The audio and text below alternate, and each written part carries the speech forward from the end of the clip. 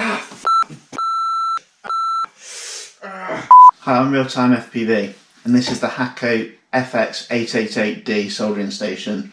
It's one of the best hobby grade soldering stations you can get, and one of the reasons for this is a temperature sensor in the tip. So that means as you touch the iron to the work and the heat dissipates, the sensor reads that and it sends more power to keep a consistent temperature. And the only downside with this station is it's not very portable, so it's no good for doing repairs out in the field, and that's where this comes in. The legendary TS100, and this XT60 means that you can plug it into a LiPo and use it wherever you want to. It's got the same temperature sensor in the tip, and it's all I use now. The Hakko sadly lives in its box. Recently I've come across this, the Sequre SQ-001. It looks to be a clone of the TS100 and it's about half the price, and you see from the box it's mini and it's intelligent.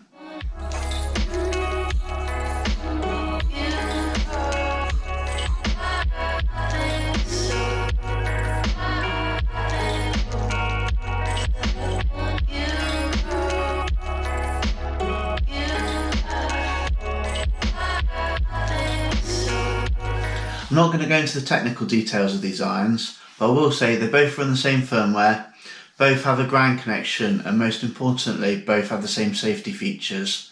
What I'm going to do is I'm going to do some side-by-side soldering and see if the Sequre can keep up with the TS100. So I'm going to keep this as scientific as possible. We've got two fully charged LiPos, both Tattoo R-Line 6S. Got two fresh PDBs, I think these are off Old Martian. Your clones are very impressive. And we've got two lots of 3 different gauges of wire. And so I'm going to start off with the TS100, see how well that fares, and then we'll look at the SQ-001 and see how it holds up.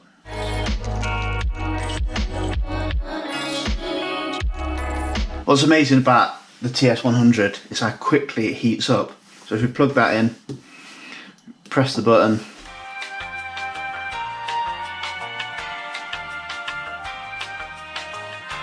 and there we go, we're at working temperature. I'll work at 400 degrees. I'll give this a nice clean.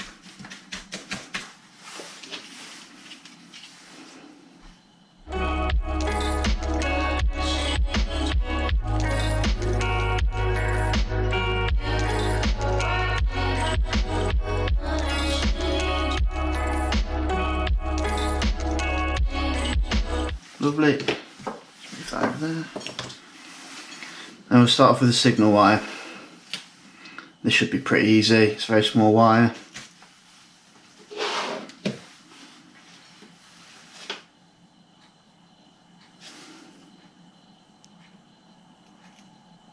There we go.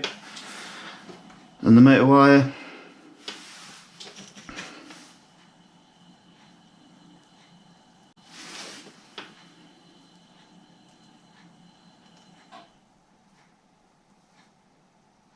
No problem. And now this is the most difficult wire that you'll ever solder because it's got the largest trace, and that's the ground. So get a nice big blob of solder on the tip. We'll reset that.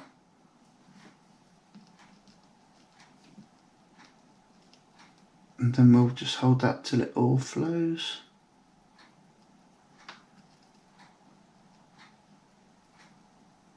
There we go, that was no problem. If you have a look at that, nice shiny joints, everything's flowed. Let's try with the SQ-001.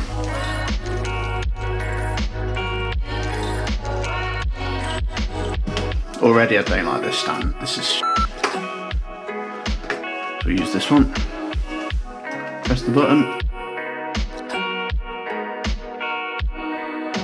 So this has got 300 degrees as its working temperature.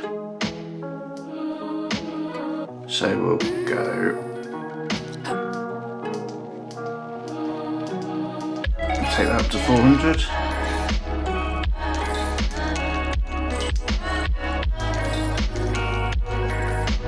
Just leave it.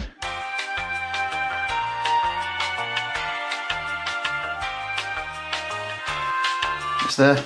The casing is more rounded, it does feel a little bit nicer. And get rid of that tip, get the tip nice and clean.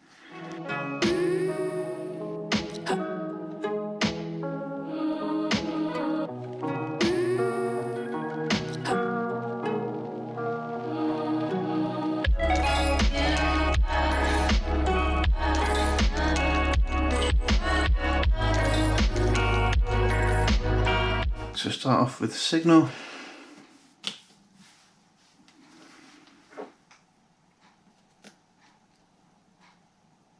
No problem.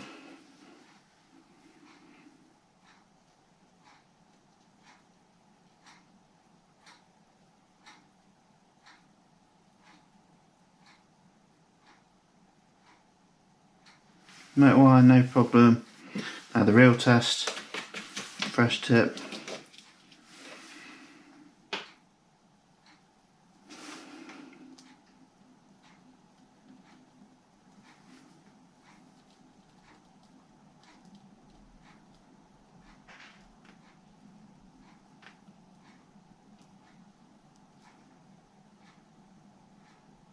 Just hold it there. Okay, no problem at all. As you saw there, I had no trouble working with the Sequre SQ-001.